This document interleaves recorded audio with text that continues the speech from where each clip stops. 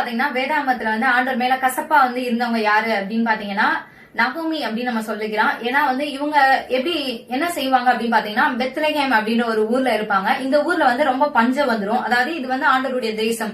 இந்த ஊர்ல வந்து ரொம்ப பஞ்சம் வந்துரும். எல்லா மக்களுமே பஞ்சத்துலதான் இருப்பாங்க, சரியான சாப்பாடு இல்லாம தான் இருப்பாங்க.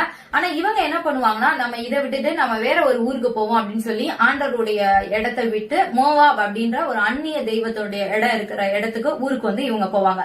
அதாவது சில நம்மளுடைய வாழ்க்கையில இப்படிதான் நம்ம சில சின்ன சின்ன ஆசீர்வாதங்கள் நம்மளுடைய வாழ்க்கை இல்லாதனால இல்லன்னா நம்மளை சுத்தி உள்ள எல்லாருமே அந்த ஆசீர்வாத குறைவுலதான் இருப்பாங்க. அந்த சீசன் வந்து அந்த மாதிரி சீசனா இருக்கும். ஆனா நம்ம மட்டும் என்ன பண்ணுவோம், நம்ம வந்து ஆண்டரை விட்டு விலகி கொஞ்ச நாள் போயிட்டு வெளியே போவோம் அப்படின்ற மாதிரி வந்து கிளம்பி போற மாதிரி கிளம்பி போயிட்டாங்க.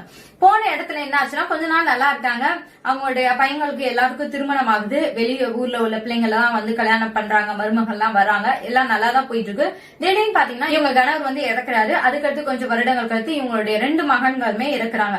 இப்ப பாத்தீங்கன்னா வீட்டுல வந்து ஆண்களே கிடையாது, 3 பேரும் பெண்களா, அது 3 பேரும் விதவிகளா வந்து மாறிடுறாங்க. இதான் வந்து இவங்களுடைய கதை.